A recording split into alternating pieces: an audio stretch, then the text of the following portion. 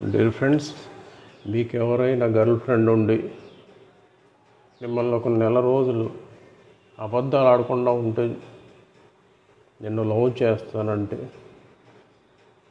అది మన వల్ల సాధ్యం అవుతుందండి. ఎవరికైనా సాధ్యమయ్యే విషయమైనా. అలాగే చేసి చిక్కుల్లో పడ్డాడు మన రాజేంద్ర ప్రసాద్ అండి. కామెడీ ప్లస్ థ్రిల్లర్ రెండు మిక్స్ చేసి అద్భుతమైన మూవీస్ తీయగలిగిన డైరెక్టర్ ఎవరన్నా ఉన్నారంటే అది వంశీ గారు ఒక్కళ్ళ వల్లనే సాధ్యమవుతుందండి. ఎన్నో మూవీస్ వచ్చినాయి వంశీ గారి, అన్ని థ్రిల్లింగ్ ఉంటాయి. అన్వేషణ, లేడీ స్టైలరు, తర్వాత ఏప్రిల్ 1 విడుదల. హరిశ్చంద్రుడు అబద్ధాలు ఆడితే అనే నవల నుంచి తీశారంటండి మూవీ. కాకపోతే దీనికి స్క్రీన్ ప్లే స్టోరీ బాగా రాసుకున్నారు వంశీ గారు. ఆయన స్టోరీ రాసేటప్పుడు ఎక్కడికో పల్లెటూరులోకి ఏదో ఏరియా వెళ్ళిపోయి అక్కడే రాసుకుంటాడంట సినిమా మొత్తం. ఆ స్క్రీన్ ప్లే డైలాగ్ కూడా క్యారెక్టర్ టు క్యారెక్టర్ చూడండి. కామెడీ ప్లస్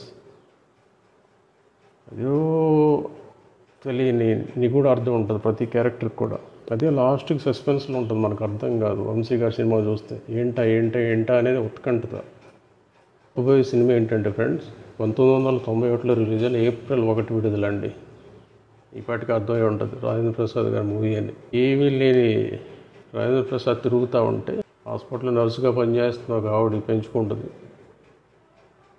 బతుకు తిరిగి ఏదోలా బతికేస్తూ ఉంటాడు, ఏదో చేసేసి. ఒక పెళ్లిలో శోభనం చూస్తాడు. శోభన మంచి గ్లామరస్గా ఉంటుందండి ఆ మూవీలో. ఆ కాటన్ శారీస్, ఆ లుక్, ఆ గ్రేస్ ప్లస్ రాజేంద్ర ప్రసాద్ గారిని తగ్గట్టు అప్పుడు మంచి అందగాడు అనమాట.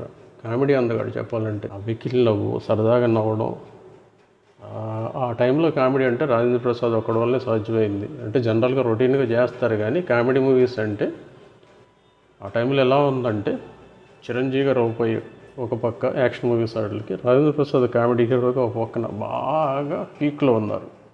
సరే అండి, స్టోరీకి వస్తున్నాను. నా శోభనని చూసి ఆమెని లవ్ చేసి వాళ్ళ బాబాయ్తో చెప్పి ఒప్పించమంటాడు.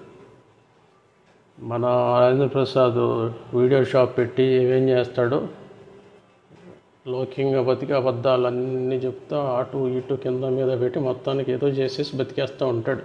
ఆ పాటలు చూసారో, చుక్కలు తెమ్మన్నా తెంచుకురానా, సెట్లు మార్చి వీడియో షాప్ అలా రన్ చేస్తూ ఉంటాడండి. ఒకరికొకరు లింకులు పెట్టి డబ్బులు కొట్టుకుని చీటీ పాటలు వేసి ఇలాంటివన్నీ చేస్తూ ఉంటాడు. ఇదన్న సంగతి తెలిసిన శోభన ఏముంటుందంటే, అబ్బాయి నువ్వు చేసేది విషయం తెలుసు, మనిషిలా బ్రతకాలంటే ఒక నెల రోజులు అబద్ధం ఆడకుండా నిజమే చెప్పు అంటుంది. అలాంటి పరిస్థితుల్లో కృష్ణ భగవాన్ ఫస్ట్ సినిమా అండి ఇది.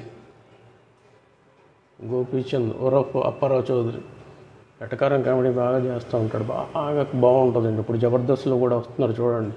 ఆయన నవ్వకుండా డైలాగ్ వేస్తాడు, మనల్ని నవ్విస్తాడు. అన్నయ్యి కృష్ణ భగవాన్ ఒక మర్డర్ చేస్తే అది చూసి ఎలా చెప్పాలో అర్థం కాక కోర్టులో చెప్తే ఇతను మంచితనం చూసి ఇతను మారాడని తెలుసుకుని శోభన ఏం చేస్తాడంటే ఆ నేరం తన మీద వేసుకుని జైలు నుంచి వస్తుంది.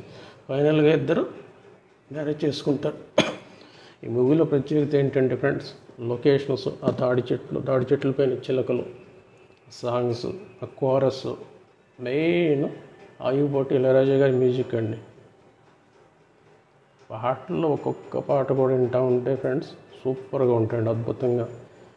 ఈ పాటలన్నీ మీరు ఎప్పుడు వినాలంటే నా ఉద్దేశం ప్రకారం నైట్ పడుకునే ముందు సన్నటి సౌండ్ పెట్టుకునేనండి. వంపుల వైఖరి సొంపుల వాకిలి ఇంపుగా చూపవే వయ్యారి తరతరత్తత తరతరత్తత తరతరత్తత తూ తూ తూ. అసలు ఆ లిరిక్స్ కానీ బాబా అదొక అద్భుతం అండి మూవీ. ఇళయరాజా గారి మ్యూజిక్ అంటే ఇంకా అది డిఫరెంట్ అన్నమాట వే అయింది. మ్యూజిక్ ఎంతలా మనకు బ్రెయిన్ ఎక్కడికో టీజ్ అయిపోతూ ఉంటుంది. ఇలా వంశీ గారు అయితే ఇప్పుడు ప్రజెంట్ మూవీస్ మానేశారు. చేసిన చాలా సినిమాలు ఇది ఒక మంచి సినిమా అండి. లొకేషన్స్ మొత్తం రాజమండ్రిలో తీశారంట, రైల్వే కాలనీలో. సినిమా అయితే చూడకపోతే చూడండి ఫ్రెండ్స్, చాలా బాగుంటుంది, ఎక్సలెంట్గా ఉంటుందండి. మంచి టైం పాస్ మూవీ అండి. రొమాంటిక్ థ్రిల్లర్, కామెడీ థ్రిల్లర్ అన్నీ మిక్స్ అయిన మూవీ అండి. వంశీ గారు మళ్ళీ అన్న మూవీస్ తీస్తారేమో అని చూద్దాం ఫ్రెండ్స్.